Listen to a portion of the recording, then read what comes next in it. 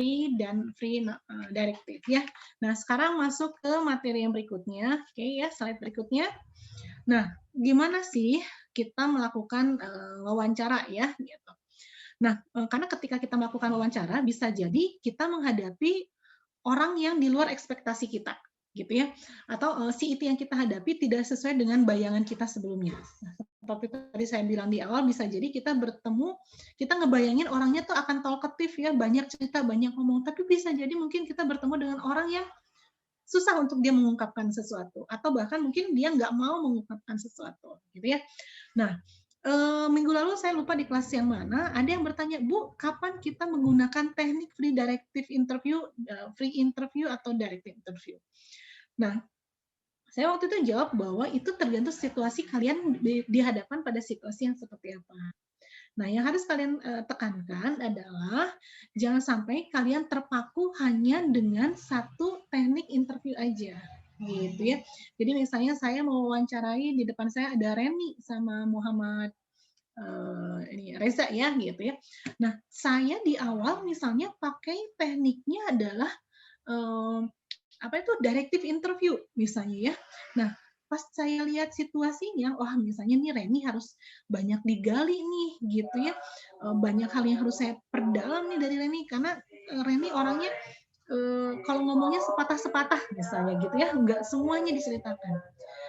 Bisa jadi dalam satu setting itu saya mengubah teknik interview saya yang awalnya saya gunakan hanya directive interview, saya mengubah menjadi free directive interview gitu ya, sehingga saya mengajukan pertanyaan-pertanyaan yang membuat saya bisa mendapatkan informasi lebih dalam dari si itu sendiri gitu ya, karena bisa jadi mungkin saya nggak cocok menggunakan teknik directive interview untuk Reni misalnya gitu ya, atau misalnya apa saya nggak bisa atau nggak cocok menggunakan teknik interview free interview untuk Reza gitu ya, karena apa? Karena Reza kayaknya apa ya, terlihat sangat dominan buat saya gitu ya. Jadi saya jadi mudah terbawa-bawa alur alur ceritanya Reza gitu ya, sehingga saya lupa nih gitu ya, apa yang mau saya tanyakan, tujuan awalnya apa gitu ya. Sehingga saya lihat, saya lihat lagi ke panduan wawancara, apa yang harus saya gali lagi dari Reza gitu ya. Jadi ketika kita menghadapkan satu situasi, mungkin saja kita menggunakan beberapa metode wawancara, gitu ya, karena belum tentu satu metode itu cocok untuk semua situasi, gitu ya. Jadi nggak begitu. Nah, bisa jadi satu situasi juga membutuhkan satu metode tertentu, gitu ya. Nah, kesalahan yang sering terjadi di teman-teman yang lagi praktikum adalah ketika menggunakan satu teknik interview itu terus yang dia kuasai. Misalnya, Bu, saya mah pakainya free interview aja, Bu, gitu ya. Tapi selama sesi interview, selama praktikum dari awal sampai akhir, gitu, sampai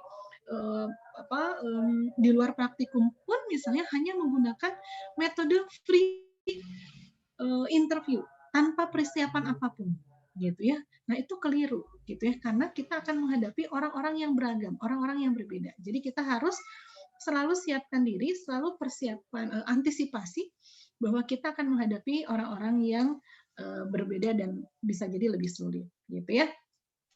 Nah, kalau misalnya Bu, saya orangnya kan ramah Bu, banyak ngobrol gitu ya, banyak apa itu bicara gitu ya. Jadi rapotnya Bu terbentuk Bu, saya bisa tuh menjalin hubungan baik dengan IT gitu ya.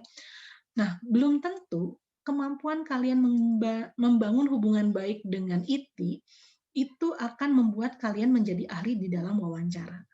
Gitu ya.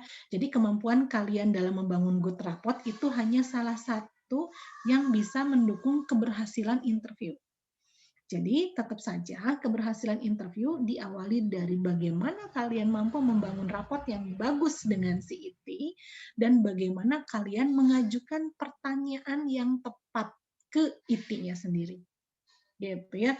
Jadi kalau misalnya kalian baik, ramah gitu, seneng hai gitu ya, basa-basi ngobrol-ngobrol, terus pakai free interview, terus lupalah tujuan kalian apa, susah. gitu ya. Jadi jangan karena kalian merasa mampu di situ, kalian hanya mengandalkan good rapotnya aja, gitu ya. Nah, lebih sulit lagi kalau misalnya kalian tidak mensinkronkan sikap ataupun perilaku yang kalian tampilkan ketika menghadapi IT, gitu ya. Jadi nanti kalau kalian latihan itu juga tolong kalimat pertanyaan yang kalian ucapkan itu diiringi dengan ekspresi muka dan juga perilaku kalian yang relevan atau yang sesuai, gitu ya. Jadi ketika kita menghadapi IT yang sulit, bagaimana muka kita? Ketika kita menghadapi IT yang nyebelin, bagaimana muka kita? Bagaimana reaksi kita? Gitu ya. Jadi itu juga tolong diperhatikan ya. Oke, next slide. Nah, pengalaman-pengalaman kalian untuk nanti praktikum wawancara itu hanya sebagian kecil aja, gitu ya. Karena aktualnya adalah ketika kalian sebenarnya mungkin di luar sesi praktikum atau kuliah wawancara ini.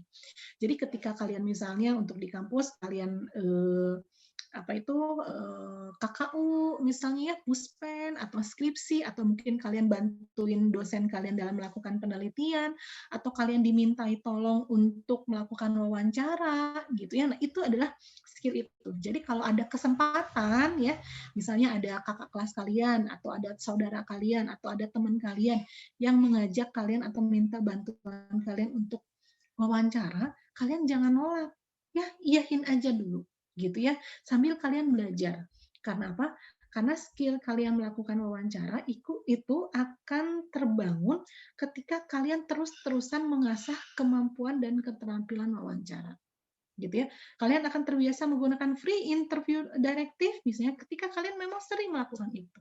Gitu ya. Jadi latihan wawancaranya jangan hanya di kelas wawancara aja atau jangan hanya sekedar di praktikum wawancara aja, tapi di berbagai kesempatan kalian bisa manfaatkan skill itu ya.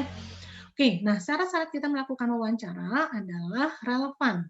Jadi wawancara dikatakan tidak relevan kalau informasi yang kita peroleh atau pertanyaan yang kita ajukan ke IT itu menyimpang dari apa yang menjadi tujuan wawancara kita.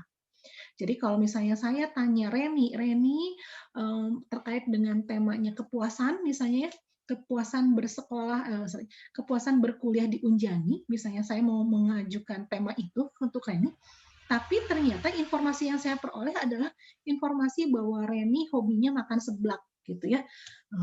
Oke sih, betul mungkin itu adalah gambaran tentang Reni, tapi relevannya dengan tujuan wawancara saya apa? Bu, tapi Reni itu hobi makan seblak dan yang membuat dia puas kuliah di Unjani adalah karena di Unjani ada satu kantin yang jualan seblak paling enak se-Cimahi. Jadi itu yang membuat Reni misalnya happy gitu ya, puas kuliah di Unjani. Ya kalau memang itu ada kaitannya is oke aja. Tapi kalau misalnya informasi itu nggak relevan dengan tujuan wawancara kalian, berarti kalian keliru dalam melakukan wawancara. Gitu ya. Nah, yang kedua adalah validitas atau valid gitu ya. Nah, selain relevan, perlu juga kita mendapatkan informasi yang valid. Artinya adalah informasi yang kita peroleh betul-betul informasi yang memang terkait dengan IT-nya. Gitu ya. Jadi misalnya saya tanya sama Yudhistira gitu ya, Yudhis apa yang bikin kamu happy kuliah di Unjani gitu ya. Kayaknya sih yang bikin mereka happy di Unjani adalah bahwa biaya kuliahnya nggak begitu mahal. Nah, kalian harus cermatin, itu pendapatnya Yudhistira sendiri atau itu pendapatnya teman-teman Yudhistira yang disampaikan oleh Yudhistira. Nah, kalian harus ngecek. Oke, tadi kalau saya dengar Mbak Yudhistira bilang itu pendapat kayaknya mereka. Kalau boleh tahu itu siapa? Oh iya itu teman-teman saya. Oh teman-temannya. Kalau menurut Bapak atau Ibu sendiri gimana? Gitu ya. Jadi kita pastikan bahwa itu adalah dianya. Gitu ya. Atau misalnya kata ibu saya memang saya harus kuliah di Unjani. Gitu ya. Itu kan kata ibunya gitu ya. Oke, kalau misalnya tadi bilang bahwa Mbak bilang itu adalah saran dari ibu bahwa harus kuliah di Unjani. Sebenarnya kalau boleh tahu, kalau keinginan dari Mbaknya sendiri ingin Nah, ya. Jadi untuk memastikan validnya informasi. Jadi kalian jangan terlalu jangan saking semangatnya mencatat gitu ya. Oh ya itu dia tulis ya. Padahal kalian nggak cermatin kalimatnya bahwa itu bukan pendapatnya dia, tapi adalah orang lain. Gitu ya. Jadi pastikan bahwa itu adalah pendapatnya dia sendiri gitu ya. Dan jangan sampai juga ini hati-hati lagi ya buat teman-teman yang jadi iter, jangan sampai ada pengaruh dari kitanya sendiri. Kitanya yang memberikan sugesti. Mungkin kita secara nggak sengaja ya ngasih sugesti buat iter. Contohnya misalnya asumsi saya bahwa siapa ya misalnya apa Mas Eriawan ini pasti semangat banget ya kuliah di Unjani. Ya. Kalau Eriawan bilang nggak semangat, gimana ya? Kenapa? Karena sayanya barusan udah mensugesti dengan pertanyaan Mas Eriawan kayaknya semangat ya kerja di kuliah di Unjani. Nah, jadi walaupun kita secara nggak sadar gitu ya bilangnya, tapi itu jangan gitu karena itu bisa jadi mempengaruhi inti untuk menjawab. Ya sebenarnya sih saya nggak terlalu semangat, tapi lama kelamaan akhirnya saya semangat misalnya. Nah jawaban itu kan jadi bukan jawaban Eriawan yang real, yang asli, karena dia menjawab itu karena ada sugesti dari saya. Bisa jadi misalnya pemikiran Eriwan, aduh sebenarnya saya tuh nggak senang sih kuliah di Unjani, ini cuma setahun aja kok, tahun depan saya mau ikutan lagi ujian misalnya gitu ya. Tapi ini Bu Endah udah nanyanya kayak gitu ya, gitu langsung berasumsi nih Mas Eriwan kayaknya senang nih kuliah di Unjani.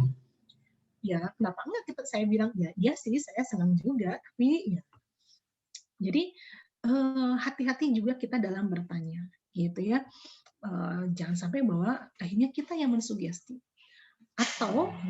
Atau bisa jadi perkataan kita yang memang akhirnya menyinggung si itiknya sendiri, gitu ya. Contoh misalnya, kalau lihat sih, saya pikir kayaknya Mas Eriawan nggak begitu nggak begitu suka ya kuliah di Unjani, gitu ya. Nah, misalnya Eriawan tersinggung kan, gitu ya. Dari mana Bu Endah bisa tahu bahwa saya nggak suka kuliah di Unjani? Nah, ini nanti baliknya sebenarnya siapa yang diwawancara, ya nggak gitu. Nanti malah Eriawan yang balik nanya ke saya. Terus saya bilang misalnya gini, ya saya sih merhatiin dari perilakunya Mas Eriawan, kayaknya sih Mas Eriawan nggak begitu suka kuliah di Unjani. Oh, perilaku yang mana Bu? Yang membuat Ibu berpikir bahwa saya nggak suka kuliah di Unjani? Nanti yang akhirnya terpengaruh kita ya, jadi kitanya tergeser gitu ya. Jadi sayanya yang diwawancara sama Eriawan gitu ya, dan pertanyaan-pertanyaan Eriawan menunjukkan bahwa Eriawan merasa tersinggung dengan perkataan saya, gitu ya. Jadi itu juga harus hati-hati ya, hati-hati bahwa tadi saya bilang kemampuan raport aja buat kalian itu tidak menentukan keberhasilan untuk wawancara. Kemampuan atau skill kalian untuk wawancara itu justru yang mempunyai peranan besar dalam keberhasilan wawancara, gitu ya. Oke, yang berikutnya adalah nggak mengandung bias, gitu ya. Nah, agar wawancara valid, maka pertanyaan-pertanyaan yang kita sampaikan ITIR itu nggak boleh mengandung bias, gitu ya. Bias itu dari apa? Bias itu dari stimulus-stimulus verbal yang saya sampaikan tadi. Misalnya tadi bentuk sugesti itu juga jadi bias juga, gitu ya. Atau misalnya cara kita sebagai ITIR bertanya, gitu ya, itu menimbulkan bias gitu ya, bias yang membuat si IT terpengaruh gitu ya dari kita sebagai IT. Misalnya sikap kita bicaranya agak judes gitu ya, misalnya Mbak Nurul apa sih yang bikin Mbak Nurul tuh mau kuliah di Unjani? Nah, contohnya misalnya saya bertanya seperti itu. Nah, kalau misalnya Nurul orangnya, ini orang kok nanyanya kayak gini sih? Nah, bisa jadi mungkin Nurul membalas dengan menjawab pertanyaannya dengan nadanya seperti tadi lagi ya, ngikutin saya tuh agak ketus juga. Nah, tapi gimana kalau misalnya Nurul itu orangnya malah jadi merasa terintimidasi oleh saya, gitu ya, malah jadi jawabannya kayak orang cemas gitu ya. nggak yakin diri gitu. Terus nanti kita langsung menyimpulkan bahwa itu yang bersangkutan orangnya kurang mempunyai percaya diri, orangnya cemas. Padahal sebenarnya yang membuat cemasnya Nurul itu karena saya sendiri. Atau yang membuat Nurul jadi judes itu karena sayanya gitu ya. Padahal Nurulnya sih nggak begitu. Tapi karena sayanya membawakan diri seperti itu. Kan itu stimulus dan respon ya. Jadi bagaimana kita memberikan respon gitu ya. Atau kalian juga jangan sampai agak genit-genitan juga ya gitu ya. Atau agak lenjeh-lenjeh gitu ya, agak manja-manja gitu ya ngomongnya. Nah, mungkin nanti kan suka ada ya di antara kita nih teman-teman yang suaranya tuh agak manja gitu ya. Apa ya? Ya beda ya, agak manja gitu, atau suaranya kayak si Jengkelin tuh kan agak gitu ya ngomongnya, agak ya nggak pas lah. Nah, itu bisa menurunkan tingkat profesional kita ketika bertanya. Jadi si IT bisa menganggap bahwa kita nggak serius dalam bertanya, kita nggak profesional ketika bertanya sebagai interviewer gitu ya. Dan akhirnya IT menganggap bahwa ada kalau gitu sih kita nggak usah serius juga dalam menjawab. Nah, itu kan nanti merugikan buat kitanya sendiri gitu ya. Oke, slide berikutnya. Nah, kalau begitu, gitu ya, apa saja nih yang harus kita miliki sebagai seorang interview? Nah, ini ada lima skill yang kita akan tekankan harus dimiliki oleh teman-teman sendiri ketika melakukan sesi wawancara. Yang pertama adalah listening skill. Jadi mendengarkan secara aktif, mendengarkan bahwa apa yang dia sampaikan itu apa, gitu ya, bukan hanya sekedar kata per katanya aja, tapi bagaimana cara mengungkapkannya, pada setting situasi apa, gitu ya. Itu kita harus dengar. Ada perubahan intonasi suara atau enggak, gitu ya.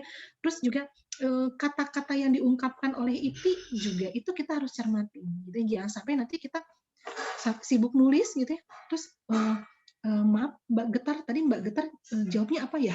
Karena mungkin kita sekilas ingat yang lain gitu ya, atau karena kita sibuk mikirin bertanya apa lagi ya, karena kita nggak bikin panduan wawancara misalnya gitu, kita mikirin nanya apa lagi, jadi lupa mendengarkan apa yang disampaikan oleh IT. Nah, itu juga aduh jangan ya, jangan sampai. Atau misalnya nih, misalnya Getar udah cerita nih, wah panjang lebar bla bla bla bla, terus saya mengajukan pertanyaan yang sama karena saya lupa gitu ya. Loh, kata si IT-nya, Bu Endah kan tadi Bu Endah udah nanya itu. Nah, kan? Jadi, waduh gimana nih wibawa seorang iter gitu ya, kok menanyakan pertanyaan yang sama gitu ya. Terus kalian defense orangnya, oh enggak, bukan gitu maksudnya, maksud saya. Itu kelihatan banget lah orang yang gampang defense tuh gitu ya. Jadi yang tidak mau disalahkan. Nah, kalaupun misalnya ada pertanyaan tadi yang memang dia belum bisa jawab secara jelas, kita upayakan ajukan pertanyaan dengan kalimat yang berbeda, jangan sama banget gitu. Gitu ya, misalnya saya mau nanya, gimana pendapatnya Getar terkait dengan dosen siapa ya misalnya, Bu Vera misalnya gitu ya. Gimana pendapat Mbak Getar terkait dengan Bu Vera misalnya gitu ya. Terus misalnya Getar jawab bla bla bla segala macam. Terus jawabannya Getar tuh masih kurang gitu. Jadi Getar hanya bercerita tentang pendapat teman-temannya. Gitu ya. Oke, kalau barusan saya dengar tuh cukup banyak sekali ya hal-hal yang dinilai oleh teman-teman mahasiswa terkait dengan Vera. Nah, kalau dari Mbak Getarnya sendiri gimana? Gitu ya. Nah, misalnya Getar jawab misalnya. Terus tapi tidak menceritakan, misalnya si Getarnya sendiri nggak menceritakan mengenai oke, kalau gitu penilaian Getar terhadap Bu Vera seperti apa? Nah, kita ubah dengan kalimatnya lagi. Oke, tadi saya dengerin ya Mbak Getar cerita bahwa menurut Mbak Getar Bu Vera tuh begini, begini, begini, begini. Kalau bisa disimpulkan nih Mbak Getar, jadi orang yang seperti apa Bu Vera itu? Nah, itu kan sebenarnya kita mau menyasar satu jawaban yang sama sebenarnya. Hanya itu lebih ke bagaimana kita mengolah pertanyaan. Karena apa? Ya bisa jadi mungkin Getar nggak paham pertanyaan saya, bisa jadi mungkin Getar sungkan untuk bercerita gitu ya. Atau mungkin Getar orangnya harus terus gitu ya dideketin. Jadi bukan tipikal orang yang begitu kenalan langsung cerita banyak hal gitu. Jadi harus pendekatan. Jadi kita harus benar-benar listening. Atau jangan sampai nanti pas kita lagi tanya terus jawab misalnya Getar gitu ya, terus saya tanya lagi gitu ya, Terus ternyata jawabannya akan menjadi sama. Ya seperti yang tadi saya jelaskan, Bu. Ya gitulah. Nah, apa tuh gitulah tuh? Berarti kita nggak menyimak jawabannya getar tadi nih, gitu. Apa nih? Nah, itu juga harus hati-hati ya. Kemudian paraphrasing ini bagaimana kita mencoba mengungkapkan kembali apa yang kita dengar dari jawaban si IT. Gitu ya. Nah, kalau kita benar-benar listening skill, kita akan mudah untuk memparaphrasing gitu ya. Ya, tadi saya dengarkan bahwa Getar itu masuk ke Fakultas Psikologi atas dasar dorongan dari ibunya, karena ibunya Getar juga adalah seorang psikolog ya ternyata, meskipun ada perasaan ragu ketika Mbak Getar ingin mendaftar ke psikologi. Bagaimana? Seperti itu atau seperti apa? Gitu ya. Jadi kita menguraikan kembali apa yang disampaikan oleh Getar, oleh IT ya, sekalian meng-cross check apa yang kita pahami, apa yang kita tangkap itu sama nggak dengan apa yang disampaikan oleh IT-nya. Kalau misalnya, oh nggak gitu loh Bu Endah, maksud saya nggak begitu. Maksudnya nih, oh jadi gimana? Maaf mungkin saya tadi agak kurang paham. Jadi gimana yang maksudnya sebenarnya? Gitu ya. Oke, kemudian probing. Nah, ini probing itu adalah upaya kita untuk menggali, memperdalam lagi pertanyaan dari jawaban yang disampaikan oleh IT. Misalnya, saya tuh sebenarnya masuk ke Fakultas Psikologi atas dorongan seseorang yang ya orangnya antara penting dan penting. Nah, kita probing dong. Maksudnya penting gak penting apa ya? Nah, gitu ya. Kalau boleh tahu siapa nih orangnya? Itu pertanyaan-pertanyaan itu adalah untuk memperdalam jawaban. Itu adalah probing. Nah, kalau inquiry itu adalah upaya kita meminta penjelasan. Contoh pertanyaan pertama, boleh Mbak Nurul jelaskan bagaimana pendapat Mbak Nurul terkait dengan program 5M yang disampaikan oleh pemerintah saat ini. Nah, saya meminta penjelasan dari Nurul. Itu adalah inquiry. Nah, kalau summarizing itu adalah upaya kita untuk menyimpulkan apa yang disampaikan oleh IT. Gitu ya. Jadi kalau misalnya udah satu tema nih, misalnya tadi saya tanya terkait dengan orang tuanya Nurul gitu ya, tentang ibu dan bapaknya. Nah, saya simpulkan sebelum saya maju ke tema yang lain misalnya. Oke, kalau boleh saya simpulkan bahwa apa yang Mbak Nurul rasakan terkait dengan ayah ibu adalah ABCD segala macam. Oh iya, betul seperti itulah. Mungkin begitu ya Mbak Nurul ya. Saya suka bingung sendiri nih, saya mau menyampaikannya. Nah, kita tuh jadi orang yang menyimpulkannya.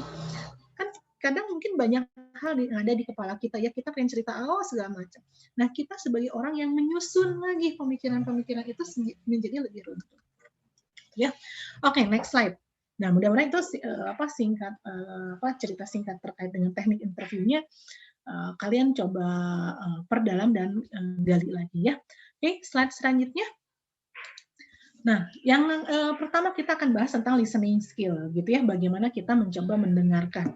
Mendengar itu bukan hanya mendengar masuk telinga kiri, keluar telinga kanan, hanya numpang lewat aja, atau karena kalian sibuk menulis, gitu ya. Jadi, bener didengerin tapi nulis aja. Kan nggak mencoba mengolah apa sebenarnya makna dari apa yang dia sampaikan. Mencoba memahami dari apa yang dia sampaikan. Mengambil keputusan terkait dengan apa yang disampaikan. Gitu ya. Nah, ini adalah listening skill. Jadi listening skill itu beda dengan hearing, mendengar. Kalau mendengar mah kayak misalnya saya ngomong, Siti ngedengerin saya. Nah, tapi kalau misalnya Siti listening skill, saya nanya, Siti, menurut Siti, saya seperti apa tadi mengajarkannya? Nah, kalau saya nanya gitu, terus Siti menjelaskan dengan lebih detail, bahkan bisa memberikan gambaran, Bu Endah kayaknya suasana hatinya sedang begini, sedang begitu, misalnya, itu artinya Siti sudah mencoba melakukan listening skill. Karena mencoba mengolah apa yang dia dengar, dia maknakan, dia lihat secara nonverbal. Gitu ya. Oke, nah yang harus kita perhatikan secara selama listening skill adalah eye contact ya. Jadi walaupun kalau misalnya nanti praktikumnya kan kita online ya. Jadi misalnya pas kalian praktikum nanti kalian direkam oleh saudara kalian atau ibu kalian gitu ya. Terus melakukan wawancara gitu ya. Yang harus diperhatikan adalah ada eye contact enggak? Ada kontak mata atau enggak? Gitu ya. Bu, kalau misalnya via Zoom gimana wawancaranya? Ya lihat si IT-nya lihat ke depan atau nunduk terus atau lihat ke samping atas atau kemana gitu. lihat ada eye contact nggak? Saya melihat Medin. Nah, Medin nih, saya lihat nih mukanya kayak gimana tuh lagi kucek-kucek mata misalnya gitu, lagi merhatiin tuh gitu ya. Biar apa? Biar ada eye contact. Karena saya mau melihat lebih dalam tentang Medin itu seperti apa. Saya mau melihat Siti itu seperti apa. Meskipun terhalang oleh kacamata dan oleh layar laptop gitu ya, saya mencoba membangun hubungan baik lewat eye contact. Jadi melihat apa yang disampaikan oleh Siti, apakah Siti pas lagi cerita matanya berbinar-binar, berbinar-binar bahagia atau berbinar-binar sedih gitu. Kalau sedih mah bukan berbinar-binar, berkaca-kaca misalnya gitu ya, seperti itu. Kemudian juga sikap rileks. Nah, waktu tahun lalu tuh saya bantu Dinas Pendidikan gitu ya dengan para Widya Iswara Indonesia melakukan wawancara dengan para calon Widya Iswara ya gitu. Nah, kita kan nggak boleh face to face ya, sedangkan kita mau wawancara seluruh Indonesia. Waktu itu saya mau wawancara ada yang di Lombok gitu, yang di Lombok sama yang satu lagi itu di Makassar kalau nggak salah. Terus yang satu lagi saya lupa di daerah Kalimantan lah.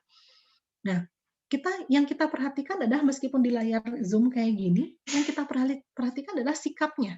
Jadi benar-benar dia lihat tuh, nih Farhan tuh pakai headset, pakai earphone misalnya gitu ya.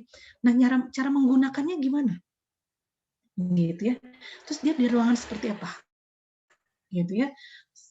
Duduknya kayak gimana Farhan? Kan ada ya orang yang pas wawancara tegang gini aja ya, nggak gerak sama sekali kayak robot gitu ya.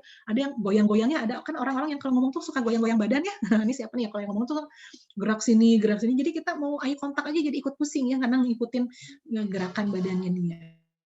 Nah, gitu ya. Atau misalnya dia ketika bicara menggunakan gestur gitu ya, dan itu terlihat. Itu kalian lihat sikapnya rileks atau enggak. Itu ya, wajahnya gimana. Jadi benar-benar tolong pastikan kalau misalnya nanti kalian praktikum via Zoom gitu ya, online kayak gini, pastikan bahwa mukanya kelihatan. Nah, kayak sekarang saya mau lihat Safira, saya nggak lihat Safira tuh ada atau enggak. Jangan-jangan mamahnya Safira. Karena saya nggak tahu sendiri ya Safira tuh mukanya yang kayak gimana. Terus yang penting duduk aja di depan layar gitu ya. Atau adiknya suruh duduk gitu ya. Kayak waktu itu saya punya temen dia harus hadir gitu ya, hadir dalam satu meeting gitu ya, cuman pas waktu itu dia berbentrokan dengan meeting yang lain, tapi kamera harus dibuka. Jadi dia suruh ibunya ibunya untuk duduk di depan laptop gini aja untuk menyimak meeting gitu ya. Jadi kan orang pas di sesi meetingnya taunya oh ya hadir, Farhan tuh ada gitu. Padahal sebenarnya itu bukan Farhan sendiri gitu ya. Nah, itu juga harus diperhatikan gerakan wajah. Kemudian pernyataan verbal ya, bagaimana dinyatakan secara verbalnya. Kalian bisa lihat Hayati ya, kata-kata yang diungkapkan itu menggunakan bahasa Indonesia yang baik dan benar, menggunakan EYD, bahasa formal, bahasa kekinian, gitu ya, bahasa slang, gitu ya, bahasa kekanak-kanakan, atau gimana? Nah, misalnya saya wawancara Farhan gitu ya, terus Farhan menyebut dirinya sendiri sebagai Farhan. Gimana Mas Farhan, menurut Mas Farhan sendiri Fakultas Psikologi Unjen itu seperti apa? Ya kalau menurut Farhan sih Bu, kalian harus simak tuh. Oh dia cara mengungkapkan dirinya adalah dengan menyebut nama sendiri. Orang seperti apa yang ketika berbicara dengan orang lain dalam setting interview menyebut namanya dengan namanya sendiri. Udah belajar yang kayak gitu kan? Udah belajar ya di apa? Ilmu pernyataan atau di perkembangan atau di kepribadian? Nah, kan misalnya ada yang menyebut dirinya saya, aku, dan nama. Udah sempat bahas ya di kelas ya? Ada yang coba Yuliana, kalau orang yang menyebut namanya dengan saya, itu yang gimana? Formal kali Bu. Kalau bilang aku lebih ke friendly. Friendly. Kalau nama? Nama. Kalau menurut Endah sih, kalau menurut Yuliana sih,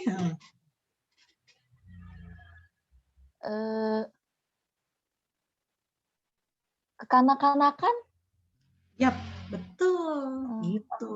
Jadi bisa jadi memang dia pribadinya kekanak-kanakan atau dia menghadapi setting seperti dia nggak pakai topeng gitu karena udah saking nyamannya dengan sesi wawancara itu, gitu ya. Sehingga yang pada akhirnya di awal bilangnya saya, misalnya gitu ya, di ujung-ujung bilangnya Endah, misalnya gitu ya. Karena merasa udah nyaman nih dengan si iternya sendiri, gitu ya. Nah, kalau saya itu betul ya, bahwa ini menceritakan tentang formal. Eh, Tipikal orang yang ingin dilihat dewasa itu dia akan menyebutnya saya, gitu ya. Nah, kalau aku gimana? Kalau aku tuh ini nggak selalu sama ya. Nanti kalian harus cek dengan setting situasinya. Kebanyakan orang memanggil dirinya. Kalau aku sih pikir, menanyakan bahwa saya lebih tahu tentang saya sendiri, gitu. Dan dalam sesi interview ini, saya tahu kok apa yang ingin kamu tanya. Itu ya. Biasanya yang bilang aku tuh orang yang lebih tua dari kita atau memposisikan dia lebih tua dan lebih mature.